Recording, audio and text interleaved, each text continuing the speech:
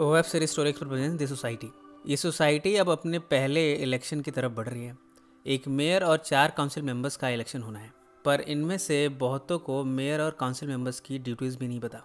Eli का नाम mayor के लिए मेंशन है, पर उसमें कैम्बल ने भी हैरी का नाम मेंशन कर दिया, वो भी बिना उससे पूछे।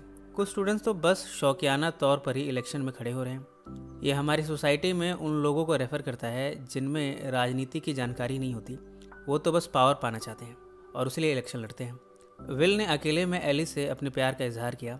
उसने कहा, मैंने पिछले कुछ महीनों में तुम्हें समझा है, अब मैं तुम्हें अपने आसपास हमेशा महसूस करता हूँ। क्या हम हमेशा साथ में रह सकते हैं?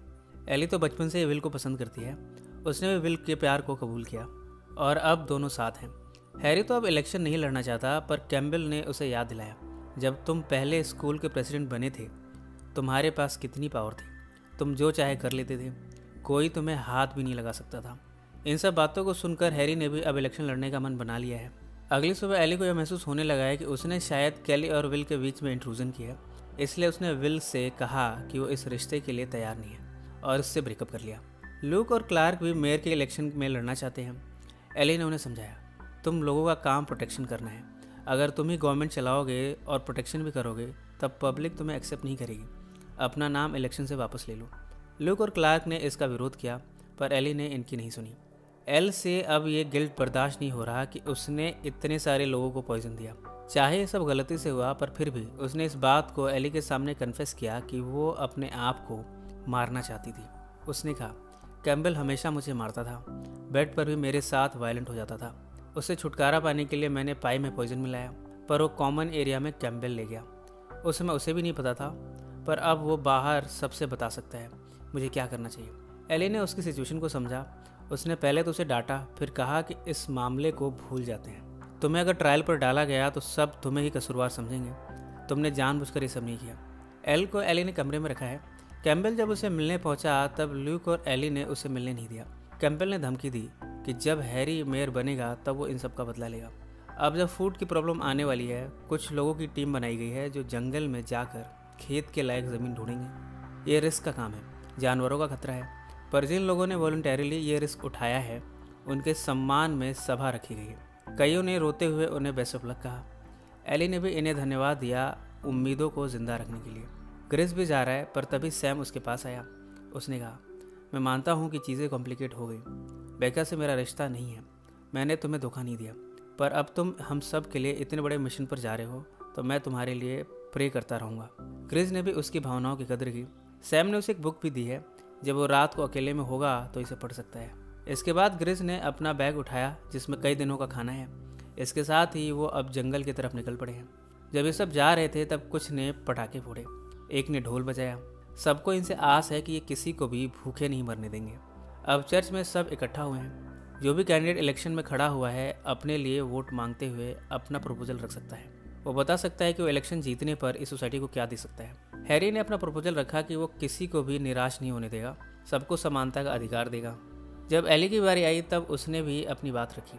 उसने कहा, अगले 6 महीने बहुत कठिन होंगे, हमें विंटर्स का सामना करना है, हमें अपने स्वार्थ से ऊपर उठकर सबके बारे में सोचना होगा, एक साथ मिलजुल कर इस आपदा का सामना करना होगा।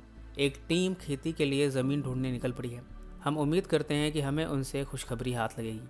हम मेहनत करके खेती करेंगे और कभी भी खाने की प्रॉब्लम नहीं होगी। सबने इस बात पर तालियां बजाई। इतने में लेक्सी उठकर सबके सामने आ गई। उसने कहा, किसी को भी हैरी को वोट नहीं देना चाहिए, वो किसी का भी भला नहीं करना चाहता, वो तो बस अपना और अपने दोस्तों का फ़ायदा देखना चाहता है।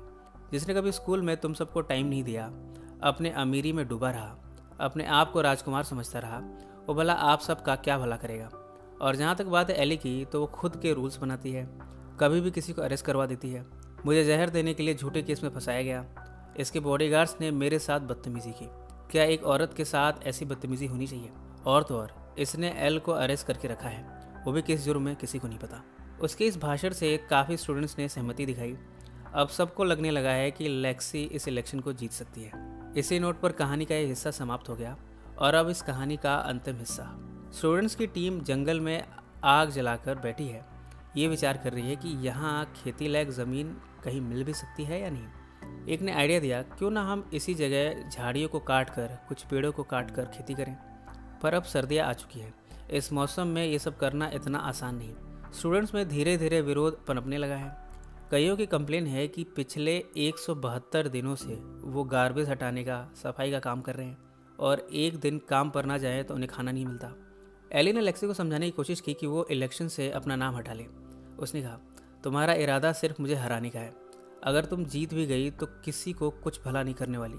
मैं मानती हूँ मुझसे कुछ गलतियाँ हुई, पर मैंने इस सोसाइटी की भलाई के लिए बहुत कुछ किया है। अगर तुम जीती तो ये सोसाइटी बर्बाद हो जाएगी। लेक्सी ने उसकी एक न सुनी। उसके अंदर बस एली से बदला लेने की धुन सवार है। अब ये समस्या गंभीर बनती जा रही है। विल ने एली को आइडिया दिया कि क्यों ना ये इलेक्शन पोस्टपोन कर दिया जाए। वैसे भी हमारा फोकस खेती के लिए ज़मीन ढूंढने पर होना चाहिए।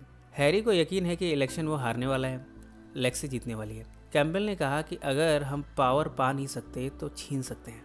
हैरी उसके इस सलाह पर सोचने लगा। इधर ग्रिस की टीम को ज़मीन मिल गई है। यहाँ इन्हें कुछ पंछी भी दिखे। इसका मतलब है कि आसपास कहीं इन्हें लेक भी मिल सकती है। ऐसे में मछलियाँ भी होंगी, यानी खाने का इंतज़ाम यहाँ हो सकता है।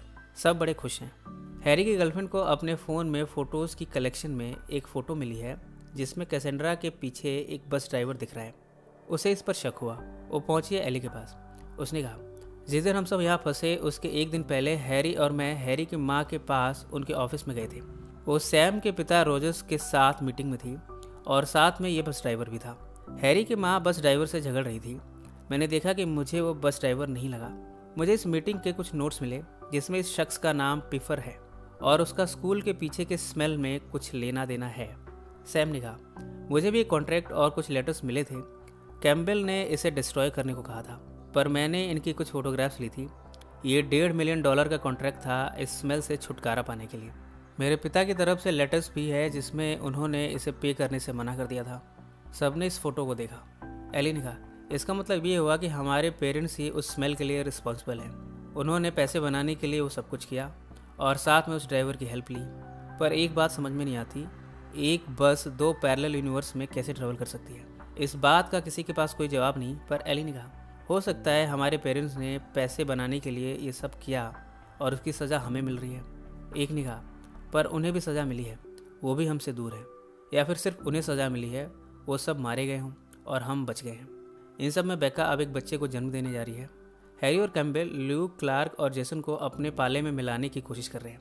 ये तीनों भी इनकी बातों में आकर अब एली के ऑर्डर्स नहीं मानने का फैसला कर चुके हैं। ल्यूक को ये आइडिया पसंद नहीं आया। वो यहाँ से जाने को हुआ, पर बाकियों ने उसे रोक लिया। इधर बेका ने एक बच्चे को जन्म दिया है। पहले तो वो सांस नहीं ले रहा था, पर जब कैली ने उसे रब किया, उसे उल्टा लटकाया, तब उसने रोना शुरू किया। इस पर सबकी जान में जान नहीं। कैम्बेल गार्ड्स के साथ लेक्सी से मिला, उसे भी अपनी टीम में मिलाने के लिए। उसने लेक्सी को धमकाया, तुम अगर जीत भी गई तो तुम्हें इन गार्ड्स की ज़रूरत होगी और अब ये हमारे साइड है। इसके बाद कैम्बेल और लेक्सी में एक डील हुई है। अगली सुबह इन गार्ड्स ने एली को अरेस्ट कर लिया और साथ में विल को भी। कैम्बेल भी यहाँ आया। उसने कहा, कभी तुमने मुझे अरेस्ट किया था, आज तुम्हारी बारी है। तुमने मुझे छोड़कर गलती की, पर मैं नहीं करूँगा। यहाँ हमें एक और सीक्रेट खुलता हुआ दिखता है। एल और कैम्बेल ने ये सारा ड्रामा मिलकर प्लान किया था। वो नाटक के तौर पर एली से हेल्प मांगने आई थी। इससे एली की नेगेटिव पब्लिसिटी कराई जा सके और ये दोनों कामयाब भी हुए। जाते हुए कैम्बेल ने एल से एली के फेस पर स्पिट करने को कहा। एल ने ऐसा किया भी। इसके बाद विल और एली को इस घर में अरेस्ट कर दिया गया है। चर्च में हेलेना एली के पक्ष में स्पीच दे रही थी कि तभी कैम्बेल का अपने साथियों के साथ यहाँ आना हुआ। लेक्सी ने अनाउंस किया कि अब कोई इलेक्शन नहीं होगा। एली और विल ने इलेक्शन में हेरफेर की है। वो इस इलेक्शन को स्टील करने की कोशिश कर रहे थे, इसलिए उन्हें हाउस अरेस्ट करके रखा गया है। ल्यूक ने भी कैम्बेल के पक्ष में झूठी गवाही दी। अब डील के मुताबिक लेक्सी और हैरी जॉइंटली मेयर बनेंगे, वो भी बिना इलेक्शन के। एक लड़के ने इसका विरोध भी किया, पर उसकी आवाज़ को दबा दिया गया। विल और एली को एक छोटे कमरे में बंद करके रखा गया है। एली ने कहा, उस दिन जब हम टूर पर निकल रहे थे तब ग्रिज ने वॉल पर पढ़ा था कि हमारा अंत अब नज़दीक है और अब शायद वही हो रहा है। इतने में इन्हें पकड़कर सबके सामने लाया गया। हैरी ने कहा, इन दोनों ने हम सब के साथ धोखा किया है। इस पर कुछ स्टूडेंट्स ने इन पर पत्थर फेंका। इतने में ग्रिज अपनी टीम के साथ वापस आया। एली ने पूछा, क्या तुम सबको लैंड मिला? ग्रिज ने कहा, हमें ज़मीन भी मिली और लेक भी, जहां हम मछलियां भी पकड़ सकते हैं। खाने की कोई समस्या नहीं होगी। इन सब के बाद विल और एली को कैद करके वापस उसी कमरे में भेजा जा रहा है। अगले सीन में हम देखते हैं कि एक टीचर बच्चों को एक किताब पढ़कर सुना रही है। उसने आगे पढ़ा और जब वो नींद से उठे तब उन्हें ये रियलाइज़ हुआ कि ये सब एक सपना था। इसी के साथ ये सीरीज़ समाप्त हो गई।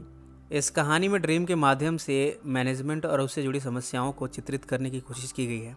इसमें यह भी दिखाया गया है कि जो अच्छे लोग होते हैं पावर्स में, उन्हें रूल करने में कितनी दिक्कतें आती हैं, और जो नकारात्मक ताकतें होती हैं वो किस तरह पावर को अपने हाथों में ले लेती हैं। सो फ्रेंड्स, फिर मिलेंगे ज़िंदगी के किसी नए मोड़ पर।